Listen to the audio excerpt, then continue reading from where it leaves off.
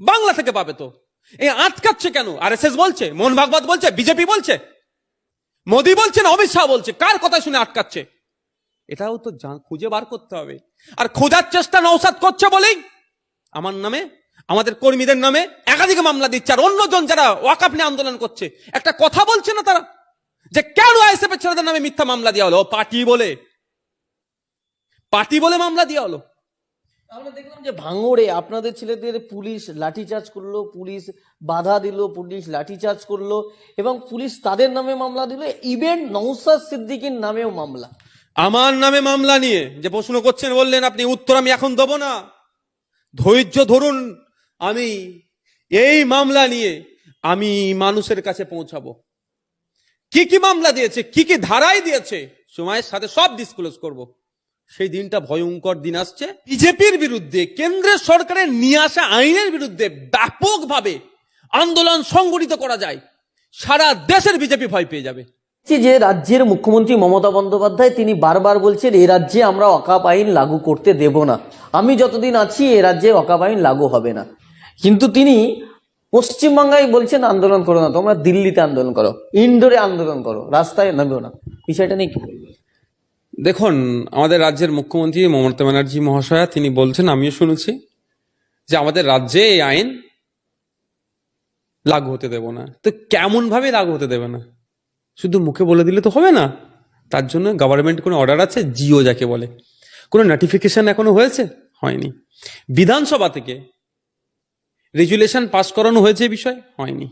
Supreme কোর্টে গিয়ে রাজ্যের পক্ষ থেকে কোনো মামলা হয়নি। কিন্তু বলা হচ্ছে যে লাগু হতে দেব না। কিন্তু ওনার কথাটাকে আমি অসম্মান করছি না। তাহলে এই কথাটার গুরুত্বটা কখন হবে? একটা জিও থাকলে, একটা নোটিফিকেশন থাকলে এগুলো করলে হয় না। কিন্তু বলে যাচ্ছেন, বা তৃণমূল কংগ্রেসের যারা বাকি নেতাগুলো আছে এই কথাটাকে তারা কনভে করছে। মুখ্যমন্ত্রী বলে দিয়েছে লাগু হবে না তো হবে না, এটা তো হয় না, সিস্টেমে এগোতে হবে। সেই পদক্ষেপগুলো নিচ্ছে না। আর কি তারপরে একটা কি প্রসঙ্গ বললেন? যে দিল্লিতে গিয়ে আন্দোলন করো, ইন্ডোরে করো। দেখুন, এইটা একটা অনেক বড়, একটু ব্যাখ্যাটা বড় হবে, শুনতে অসুবিধা নেই তো, ধৈর্য ধরে আমার মাইকটা ধরে রাখবেন। আর দর্শক বন্ধুদের বলবো একটু ধৈর্য ধরে শুনবেন। এখানে আমরা একটু সন্দেহ দেখছি যে দিল্লিতে গিয়ে আন্দোলন করো, এই রাজ্যে আন্দোলন করো না কেন। বলছি, রাজ্যে কেন আন্দোলন করবে না?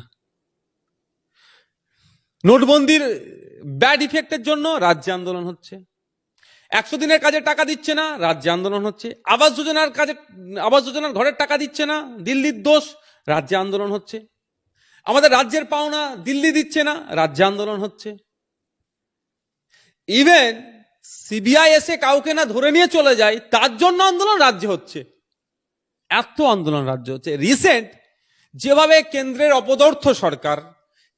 অপদার্থ বিজেপি সরকার যেভাবে জীবনদায়ী ঔষধের দাম বাড়িয়ে দিল, তার জন্য আন্দোলন কোথাও হলো? আমাদের রাজ্যে হলো। আর আমাদের রাজ্যের মানুষের ওয়াকআপ সম্পত্তি লুট হয়ে যেতে পারে, মাদ্রাসা, মসজিদ, কবরস্থান, দরগা থেকে শুরু করে মাজার যেগুলো আছে, বা খানকা যেগুলো আছে, মাকবারা আছে, সেগুলো বেহাত হয়ে যেতে পারে। তাহলে আন্দোলন এখানে করতে পারবে না? এটার ভিতরের রহস্যটা কি? রহস্যটা হচ্ছে এটাই। দেখুন, আমি একটা কথা বলি, কারো গায়ে লাগতে পারে এটা।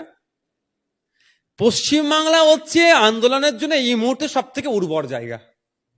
পশ্চিমবাংলা, কেরালা, আপনার তেলেঙ্গানা, অবিজেপি রাজ্যগুলো আন্দোলন সংগঠিত করার সব থেকে ভালো জায়গা, কারণ এখানে বিজেপির বিরুদ্ধে আন্দোলন। তাহলে সেই রাজ্যের মানুষদের সেই রাজ্যের সরকারগুলোর উচিত হবে কি, যারা এই প্রতিবাদটা করছে তাদেরকে একটা বার্তা দেওয়া যে শান্তিপূর্ণ ভাবে আন্দোলন করতে হবে, গণতান্ত্রিক প্রক্রিয়া অবলম্বন করে তোমরা আন্দোলন করো, বরঞ্চ সেই সরকারগুলোকে আরো সহযোগিতা করা। পশ্চিমবাংলার সরকারের যেহেতু বিজেপি বিরোধী অন্যতম প্রধান মুখ, বিজেপির বিরুদ্ধে আন্দোলন হচ্ছে, তাহলে তো আরো বেশি বেশি করে আন্দোলন করার জায়গা দেওয়া। আন্দোলন করবে, সেখানে প্রশাসনকে দিয়ে প্রোটেক্ট করা, বহিরাগত কেউ নিয়ে না এসে সেটাকে হিংসা করতে পারে। তার পরিবর্তে আন্দোলন কেন বারণ করছে? এটা একটা রহস্য আছে। যদি এখানে পশ্চিমবাংলায়, যদি কেরলে, যদি আপনার তামিলনাড়ুতে বিজেপির বিরুদ্ধে, তামিলনাড়ুতে অলরেডি আন্দোলন সুন্দরভাবে চলছে, কোনো পুলিশ লাঠিচার্জ করেনি, আমি কেরল তামিলনাড়ু কথা কোনো শুনতে পাইনি, কিন্তু আমাদের রাজ্যে অলরেডি খবর হয়ে গেছে, পুলিশ আটকাচ্ছে, আর ভাঙড়ে তার নতুন করে বলছি না, যে ঘটনা ঘটেছে সে সময়ের সাথে সাথে আমি সব উত্তর জনগণকে জানাবো। এখন কয়েকটা দিন আমি অপেক্ষা করছি। দেখ, ওয়েস্ট বেঙ্গলে মোক্ষম জায়গা, উর্বর জায়গা, এখানে যদি বিজেপির বিরুদ্ধে কেন্দ্রের সরকারের নিয়ে আসা আইনের বিরুদ্ধে ব্যাপকভাবে আন্দোলন সংগঠিত করা যায়, সারা দেশের বিজেপি ভয় পেয়ে যাবে, কেন্দ্রের বিজেপি ভয় পেয়ে যাবে, এবং সারা রাত দেশের মানুষ অক্সিজেন পাবে। যারা হিন্দু মুসলমান নির্বিশেষে এই বিলের বিরোধিতা করছে তারা অক্সিজেন পাবে। কাশ্মীর থেকে কন্যাকুমারী মানুষ বিজেপির বিরুদ্ধে আন্দোলন তৈরি করবে, উত্তরপ্রদেশ থেকে মধ্যপ্রদেশ, কোনো জায়গা বাদ যাবে না। এখন আন্দোলন করব কি করবো না কি করে একটা রাজ্য এরকম দোনমনো চলছে। এরা আন্দোলন করলে এই ভরসাটা ওখানকার মানুষ পাবে। বাংলায় আন্দোলন হবে, মহারাষ্ট্রের মানুষ রাস্তায় নামবে। বাংলায় আন্দোলন হবে, অসমের মানুষ রাস্তায় নামবে। বাংলায় আন্দোলন হবে, উত্তরপ্রদেশের মানুষ রাস্তায় নামবে। বাংলায় আন্দোলন হবে, হরিয়ানার মানুষ রাস্তায় নামবে। বাংলায় আন্দোলন হবে, উড়িষ্যার মানুষ রাস্তায় নামবে। অবশ্যই আন্দোলনটা গণতান্ত্রিক প্রক্রিয়া হবে। তাহলে কি অক্সিজেন পাবে সারা ভারতবর্ষের মানুষ। অর্থাৎ বিজেপি বিরোধী যারা, সে পাঞ্জাব, হরিয়ানা, মধ্যপ্রদেশ, ছত্তিশগড়, কর্ণাটকা, কেরালা, যেখানে হোক না কেন সবাই সাহস পাবে। তাহলে এখানে তো বেশি বেশি করে সুযোগ দেওয়া দরকার। তা না করে এখানে আটকাচ্ছে কেন? এইটাই তো বোঝার দরকার আছে। এটাই যদি না মানুষ বুঝতে পারে, তাহলে গিয়ে ওই বাচ্চারা কার্টুন ফাটুন দেখে না, ওই কার্টুন দেখা দরকার। এখানটাই তো টুইস্ট, এখানটাই তো বোঝার জায়গা। কেন আমাদের রাজ্যে আটকাচ্ছে? আমাদের রাজ্যে আটকানোর কারণ এটাই, সর্বভারতীয় ক্ষেত্রে বিজেপির বিরুদ্ধে যে সমস্ত মানুষরা রাস্তায় নামতে চাইছে গণতান্ত্রিক প্রক্রিয়ায়, বিভিন্নভাবে আটকাচ্ছে, তাদেরা না সাহস পায় বাংলাকে দেখে। আমরা পশ্চিম বাংলাতে যেভাবে শিয়ালদা থেকে বাবা সাহেব আম্বেদকরের জন্মদিনকে স্মরণে রেখে ওয়াকফের প্রত্যাহারের বিরুদ্ধে প্রতিবাদী মিছিল করেছি, ভারতবর্ষের কোন জায়গায় এত বড় মিছিল হয়েছে? জনসমাবেশ অনেক বড় বড় হয়েছে। আমি কি দেখলাম আমাদের সৈয়দ ফ্যামিলি, থান্দাল ফ্যামিলি আমাদের কেরালাতে বিশাল জনসমাবেশ করেছে। কিন্তু আমি বলছি র্যালি, পদযাত্রা এত বড় কেউ করতে পারেনি এখন পর্যন্ত। আরো বড় হবে আশা করছি। আমাদেরটা ফিকে পড়ে যাবে। এত বড় মানুষ রাস্তায় নামবে, এত মাথা রাস্তায় নামবে, এর থেকে কয়েক গুণ বেশি মানুষ রাস্তায় নামবে সময়ের সাথে সাথে। কিন্তু তাহলে এইটা তো সারা ভারতবর্ষে। আমি দিল্লিতে গিয়েছি, এই র্যালির কয়েকদিন পরেই দিল্লিতে গেলাম। ওখানে সুপ্রিম কোর্টের চত্বরে দিল্লিতে আমি বছর দুয়েক আগে একটা কনফারেন্সে গিয়েছিলাম। সে সময় একজনের ব্যক্তির সাথে পরিচয় হয়েছিল। তাও সে আমার দিকে চেয়ে আছে, আমি তার দিকে চেয়ে আছি। আমি তাকে গিয়ে বললাম, আপনার সাথে কি আমি আগে কোনোদিন কথা বলেছি? যতটুকু ভাঙা ভাঙা হিন্দি বলতে পারি। বলে, হ্যাঁ, আপনি তো অমুক জায়গায় কনফারেন্সে এসেছিলেন। ও, তখন উনি বললো যে আপনারা কি করেছেন বাঙ্গালে, পুরো একদম ন্যাশনাল মিডিয়া খবর হচ্ছে। বলছে हम लोग को थोड़ा ताकत मिला है। আমাকে বলেছে কোর্ট চত্বর দাঁড়িয়ে বলছি। बोला आप लोग जो रैली निकाले ना, এবং পিসফুল র‍্যালি, हम लोग को थोड़ा ताकत मिला है। তো এই যে তাকত পাওয়াটা বাংলা থেকে পাবে, তো এই আটকাচ্ছে কেন? আরএসএস বলছে, মোহন ভাগবত বলছে, বিজেপি বলছে, মোদি বলছে না অমিত শাহ বলছে, কার কথা শুনে আটকাচ্ছে? এটাও তো খুঁজে বার করতে হবে। আর খোঁজার চেষ্টা নওশাদ করছে বলেই আমার নামে, আমাদের কর্মীদের নামে একাধিক মামলা দিচ্ছে। আর অন্যজন যারা ওয়াকফ নিয়ে আন্দোলন করছে, একটা কথা বলছে না তারা, যে কেন আইএসএফ এর ছেলেদের নামে মিথ্যা মামলা দেওয়া হলো? পার্টি বলে মামলা দেওয়া হলো। আমরা দেখলাম যে ভাঙড়ে আপনাদের ছেলেদের পুলিশ লাঠিচার্জ করলো, পুলিশ বাধা দিল, পুলিশ লাঠিচার্জ করলো, এবং পুলিশ তাদের নামে মামলা দিল। ইভেন নওশাদ সিদ্দিকীর নামেও মামলা। আমার নামে মামলা নিয়ে যে প্রশ্ন করছেন, বললেন আপনি, উত্তর আমি এখন দেবো না, ধৈর্য ধরুন। আমি এই মামলা নিয়ে আমি মানুষের কাছে পৌঁছাবো। কি কি মামলা দিয়েছে, কি কি ধারায় দিয়েছে, সময়ের সাথে সব ডিসক্লোজ করব। সেই দিনটা ভয়ঙ্কর দিন আসছে। ভয়ঙ্কর দিন মানে আমি কিছু ঘটিয়ে ফেলবো এরকম ব্যাপার না, মানে আমি মিডিয়ার মাধ্যমে আমি একটু ওই ধৈর্য ধরুন, ওটাও বাংলার মানুষকে জানাবো কি হয়েছে না হয়েছে, কোথায় প্রোগ্রাম ছিল, কি করেছে না করেছে, কাদের ইন্ধনে হয়েছে, কি হয়েছে, এবং আমাদের নামে মামলা দিয়েছে, আমার নামে কটা মামলা দিয়েছে, কি কি ধারা দিয়েছে, কি করেছে, সেইগুলো আমি জানাবো। একটু ধৈর্য ধরুন। আমি একটু শুধু ধীর গতিতে চলছি। আমার লক্ষ্য এখন হচ্ছে বিজেপির বিরুদ্ধে আন্দোলনটাকে সংগঠিত করা। এই বিজেপির বিরুদ্ধে বাংলার ধর্মপ্রাণ মানুষ, হিন্দু মুসলমানকে, দলিত আদিবাসীকে সাথে নিয়ে একটা বৃহত্তর আন্দোলন সংগঠিত করা। সেই দিকে আমরা একটু ফোকাসটা আছে। আর সাথে সাথে এই যে ঘটনা আমার সাথে, আমাদের পার্টির সাথে, পার্টির কর্মীদের সাথে, ইভেন আমার নামে, আমাদের দলের জেনারেল সেক্রেটারি, আমাদের দলের ওয়ার্কিং প্রেসিডেন্ট, আমাদের দলের রাজ্য কমিটির সদস্যদের নামে যেভাবে মামলা দিয়েছে, এটা কোনোভাবেই মেনে নেওয়া যায় না।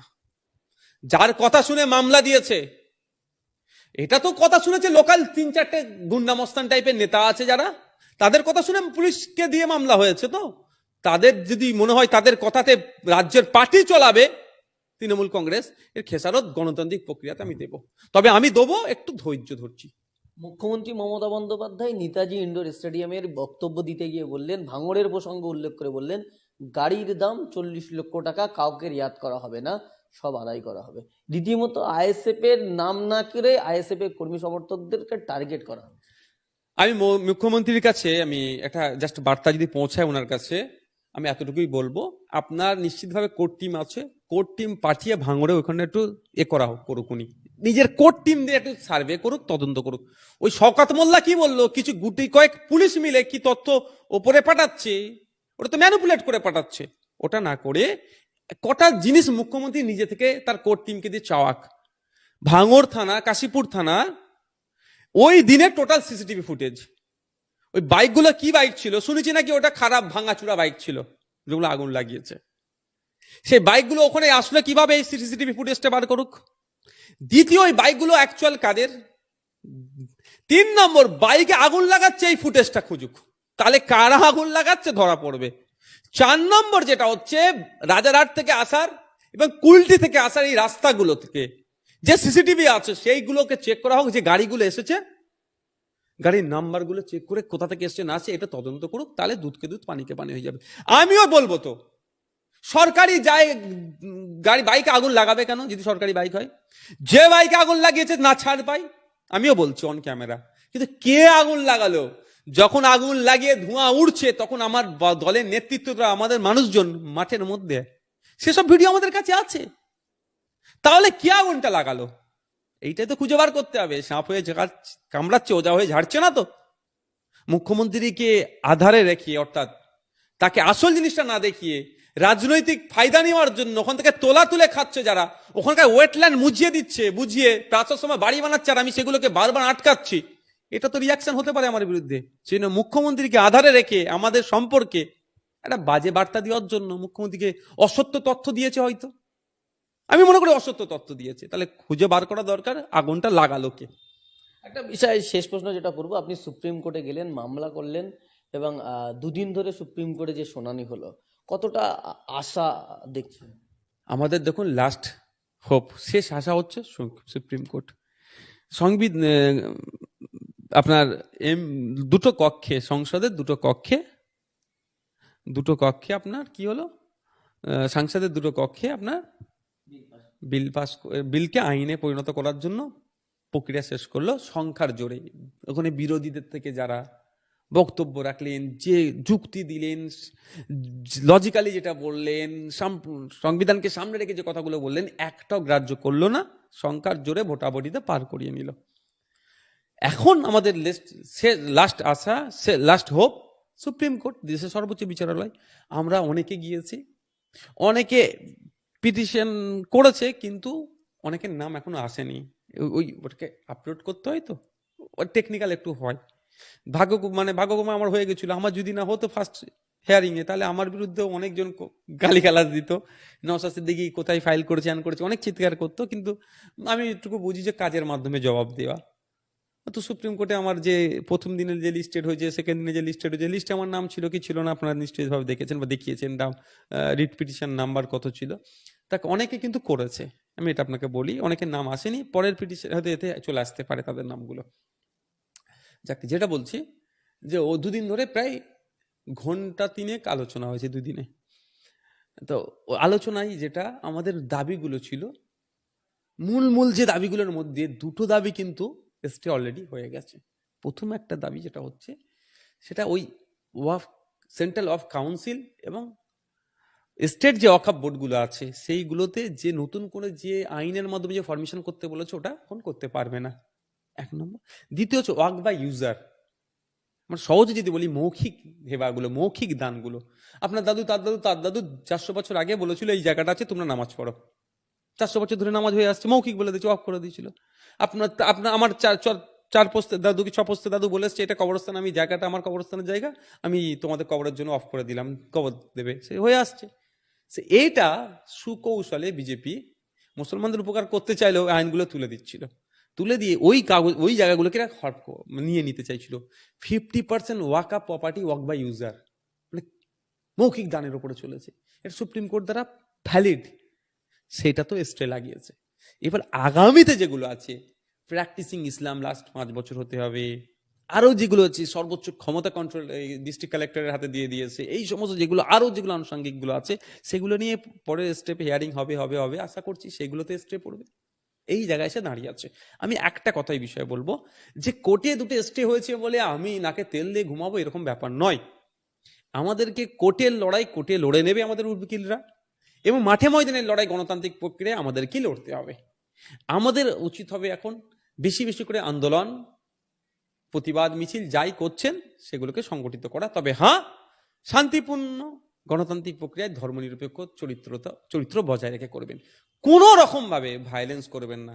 ঠিক যেভাবে আন্দোলন করলে এই মাথাগুলো কত সেগুলো দিল্লিতে ইফেক্ট হবে, পজিটিভ ইফেক্ট হবে, আর যদি আপনার মিটিং মিছিলে ঢুকে কেউ হিংসা করে দেয় তাহলে এর নেগেটিভ ইম্প্যাক্টও পড়তে পারে দিল্লিতে।